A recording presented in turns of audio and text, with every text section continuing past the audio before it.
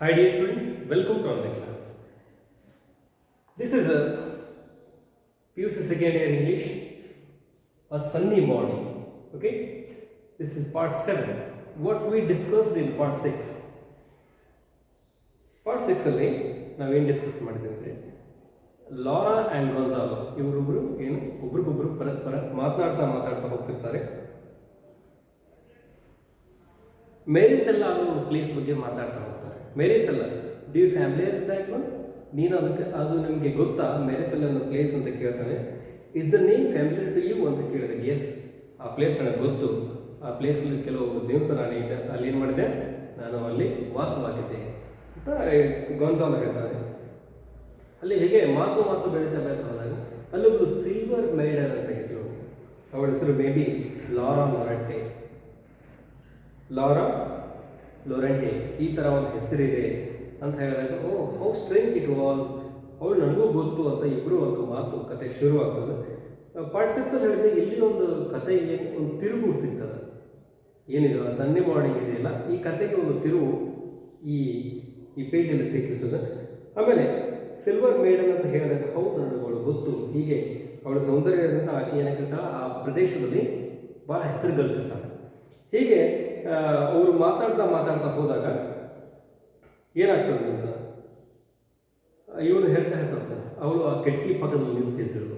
ಆಮೇಲೆ ಆಕೆ ಕಿಟಕಿ ಪಕ್ಕದಲ್ಲಿ ನಿಲ್ತಿದ್ದಳು. It was the window for her room. ಅವಳ ಒಂದು ಏನು ಇರ್ತಕ್ಕಂಥ ಒಂದು ಕೋಣೆ ಇದೆಯಲ್ಲ, ರೂಮ್ ಇದೆಯಲ್ಲ, ಆ ವಿಂಡೋ ಹತ್ರ, ಆ ರೂಮ್ ಹತ್ರ ಒಂದು ವಿಂಡೋ ಇತ್ತು. ಆ ವಿಂಡೋ ಹತ್ರನೇ ಆಕೆ ಬಂದು ನಿಂತಿದ್ರು ಫಾರ್ ಸೀಯಿಂಗ್ ಹರ್ ಲವರ್. ಆಕೆಗೊಬ್ಬ ಲವರ್ ಇದ್ದ, ಆ ಲವರ್ ನೋಡಲಿಕ್ಕೆ ನಿಲ್ತಿದ್ರು ಅಂತ ಇಲ್ಲಿವರೆಗೂ ನಾವೇನು ಮಾಡಿದ್ವಿ, ಡಿಸ್ಕಷನ್ ಮಾಡಿದ್ವಿ. Page number 43, first line, Don ಗೊನ್ಸಾಲೋ she was ideal. ಈಗ ಅವಳ ಬಗ್ಗೆನೇ ಹೇಳಲಿಕ್ಕೆ ಶುರು ಮಾಡ್ತಾರೆ ಡಾನ್ ಗೊನ್ಸಾಲೋ, ಹೌದಾ? She was ideal, fair as lily, jet black hair and black ice with an uncommonly sweet expression. She seemed to cast radiance wherever she was. Radiance. Her figure was beautiful, perfect.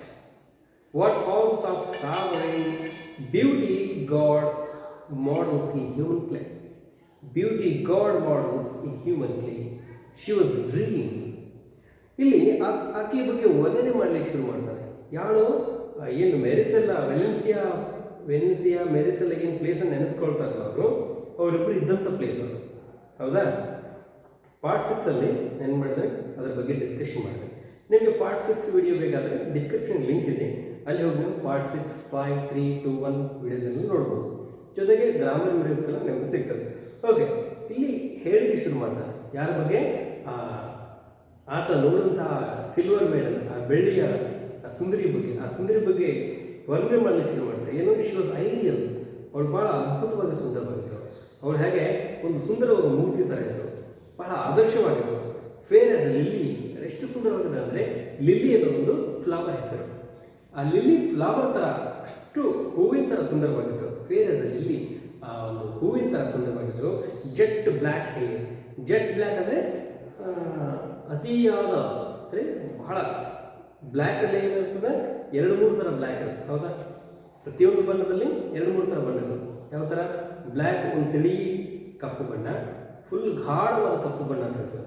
ಗಾಢ ಕಪ್ಪು ಬಣ್ಣ jet black ಅಂದರೆ ಗಾಢ ಕಪ್ಪು ಬಣ್ಣ, ಅತಿಯಾದ ಕಪ್ಪು ಬಣ್ಣದ ಆಕೆಯ hair, ಆಕೆ ಕೂದಲುಗಳು. ಬ್ಲ್ಯಾಕ್ ಐಸ್, ಆಕೆ ಕಣ್ಣು ಗುಡ್ಡೆಗಳು ಹೇಗಿದ್ದು ಅಂದರೆ ಬ್ಲ್ಯಾಕ್ ಇದ್ದು.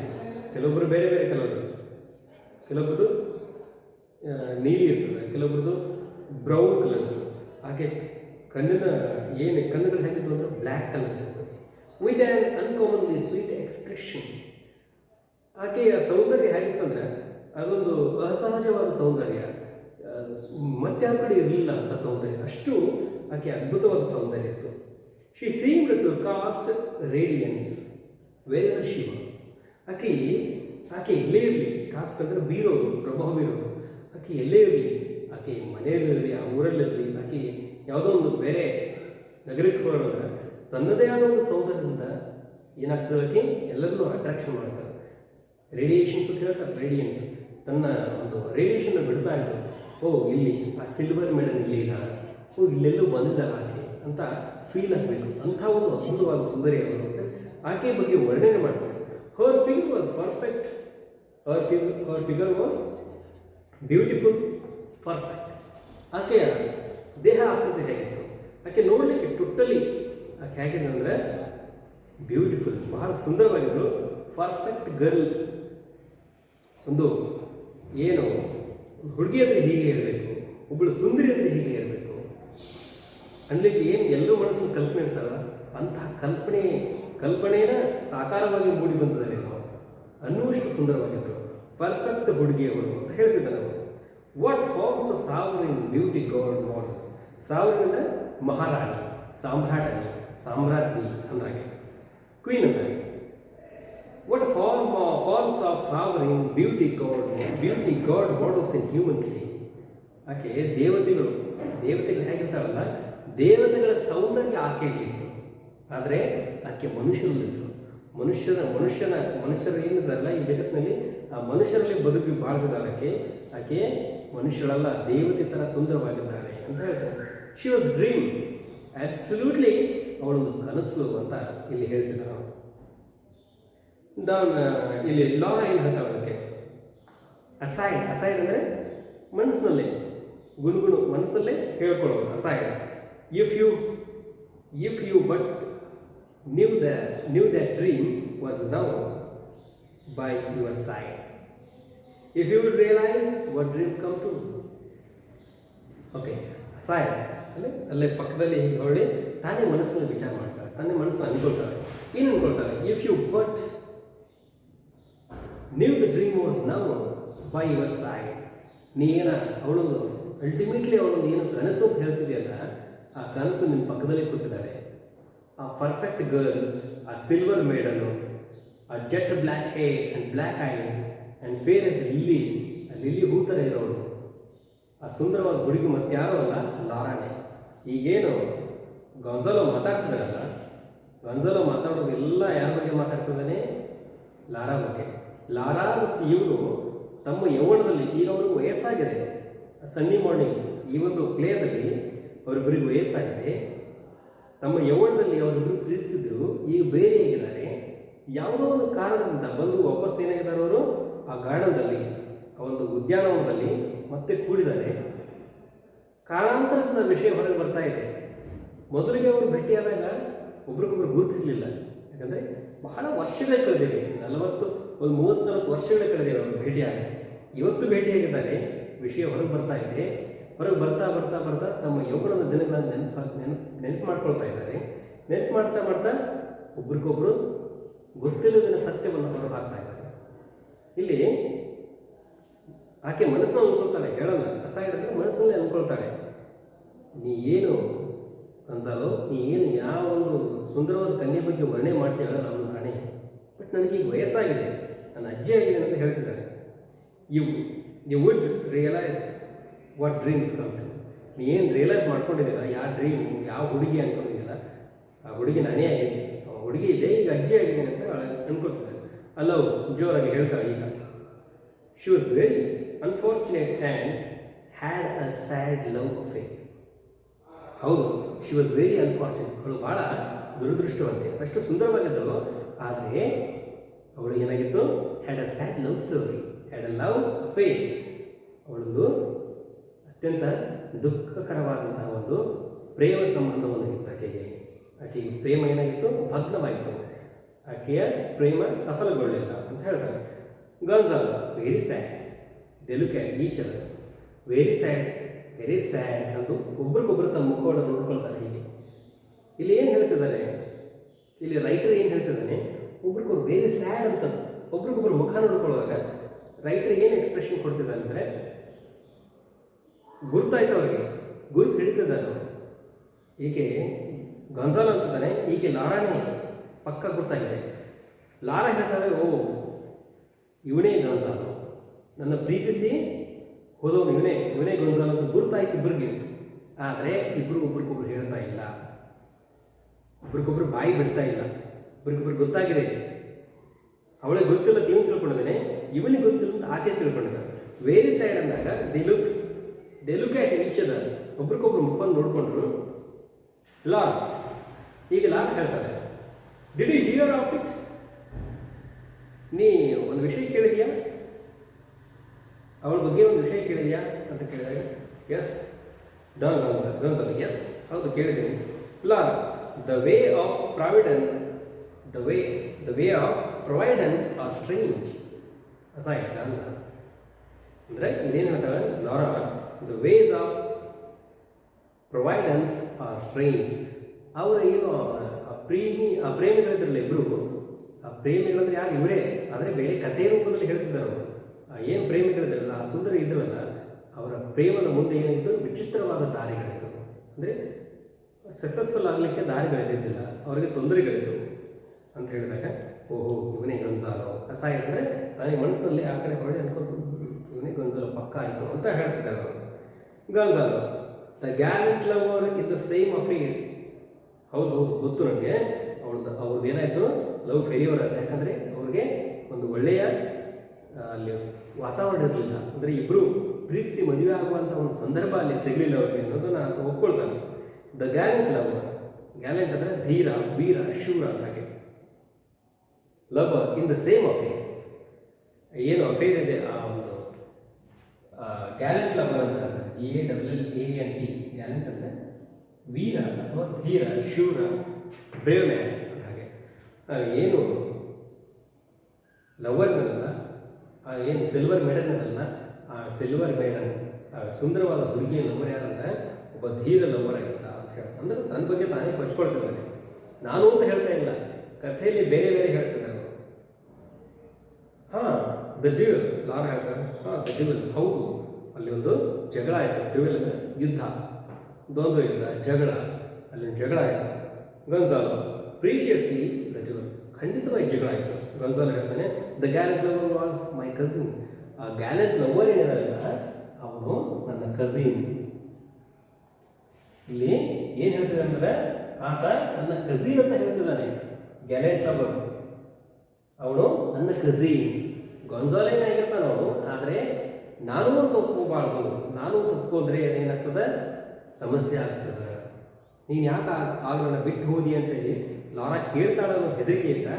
ಓಹೋ ಗ್ಯಾಲೆಂಟ್ ಲವರ್ನೆಲ್ಲ ಧೀರ, ಎತ್ತರವಾದ ಸುಂದರವಾದ ಹುಡುಗ ಇದ್ದಲ್ಲ, ಆಕೆ ಪ್ರೇಮಿ, ಆಕೆ ಲವರ್ ಏನಿದ್ದಲ್ಲ ಅವನು ನನ್ನ ಕಸಿನ್ ಆಗಬೇಕು, ನನ್ನ ಸಂಬಂಧಿ ಆಗಬೇಕು.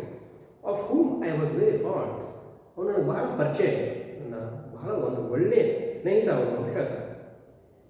Lara, oh yes cousin, oh ಹೌದಾ, ಅವ್ರು ನಿಮ್ಮ ಕಸಿನಾ? My friend told me in one of her letters the story of that affair which was truly romantic. Your cousin passed by on horseback every morning down the rose path under her window and tossed up to her balcony a bouquet of flowers which she caught. Oh yes, a cousin. ಹೌದು ಅವಳು ನಿಮ್ಮ ಕಸಿನಾ ಅಂತ ಕೇಳ್ತಾರೆ. ಮೈ friend told me, ಇಲ್ಲಿ ಏನು ಹೇಳ್ತಿದ್ದಾಳೆ, my friend ಅಂತ ಹೇಳ್ತಿದ್ದಾಳೆ. My friend ಅಂದರೆ ಯಾರಿಲ್ಲಿ, ಇಲ್ಲಿ ಲಾರಾಣೆ ಹೇಳ್ತಾಳೆ. ಲಾರಾಣೆ ಏನು ಹೇಳ್ತಾಳೆ, ಹೌದಾ ಅವ್ರು ನಿಮ್ಮ ಕಸಿನಾ, ಹಾಗಾದರೆ ಆ ಸಿಲ್ವರ್ ಮೇಡಮ್ ಇದ್ದಲ್ಲ ಅವಳು ನನ್ನ ಫ್ರೆಂಡು, ನಾನು ಯಾವಾಗಲೂ ಅವ್ರ ಜೊತೆ ಇರ್ತಿದ್ದೆ.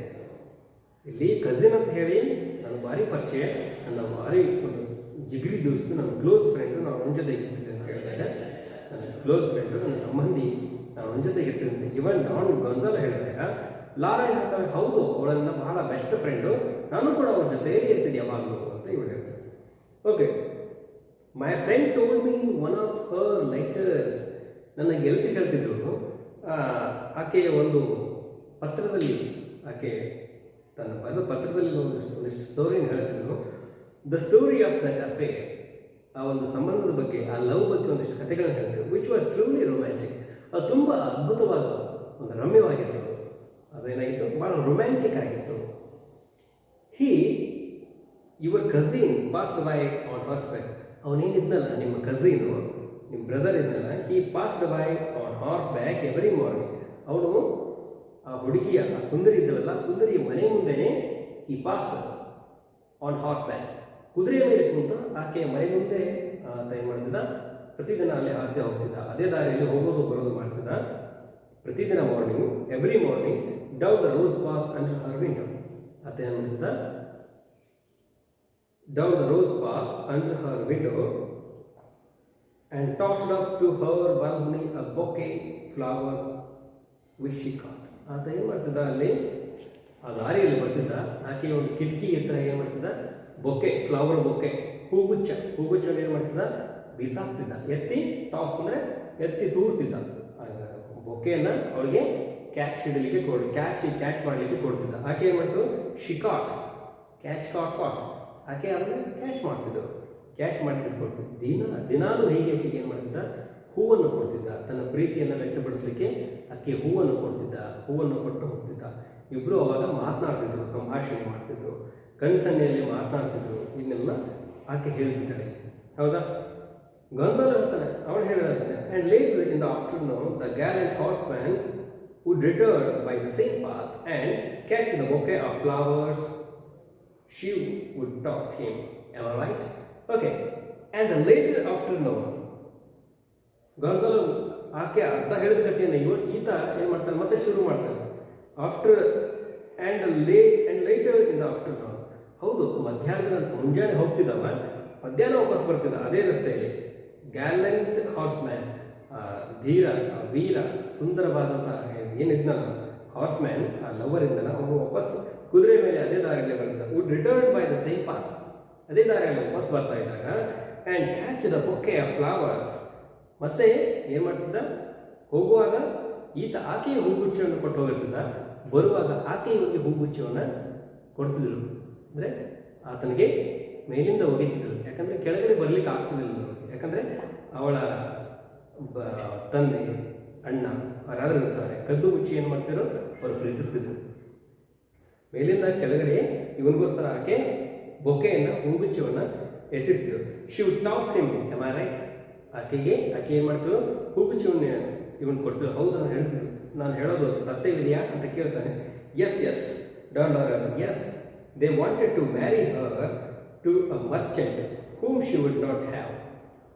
ಹೌದು, ಗೊತ್ತು ನನಗೆ. ಅವರಿಬ್ಬರು ಏನು ಮಾಡ್ತಿದ್ರು, ಪ್ರತಿದಿನ ಹೂಗಳನ್ನು ವಿನಿಮಯ ಮಾಡ್ಕೊಳ್ತಿದ್ರು. They wanted to marry her, ಅವ್ರ ಮನೆಯಲ್ಲಿ ಆಕೆಯನ್ನು ಒಬ್ಬ ಶ್ರೀಮಂತ ವ್ಯಾಪಾರಿಗೆ ಮದುವೆ ಮಾಡಿಕೊಡ್ಬೇಕಂತ ಯೋಚನೆ ಮಾಡಿದ್ರು. Her to a merchant whom she would not have, ಆಕೆಗೆ ಮನಸ್ಸಿರಲಿಲ್ಲ, ಯಾಕಂದರೆ ಈತನ ಏನು ಮಾಡ್ತಿದ್ರು, ಆಕೆ ಪ್ರೇಮಿಸ್ತಿದ್ರು Gonzalo. And one night when my cousin waited under her window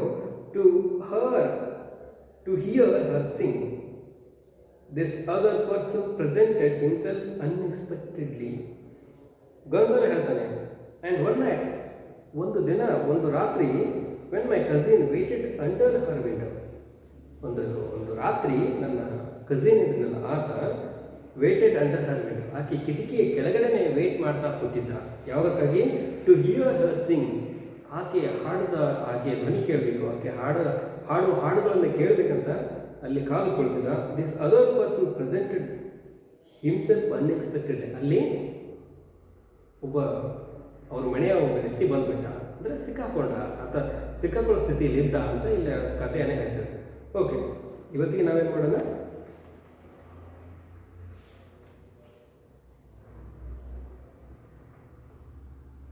ಇಲ್ಲಿಗೆ ಸ್ಟಾಪ್ ಮಾಡೋಣ. Tomorrow will continue with page number 44. Don Laura and insulted your cousin. Okay, thanks for watching. Keep watching.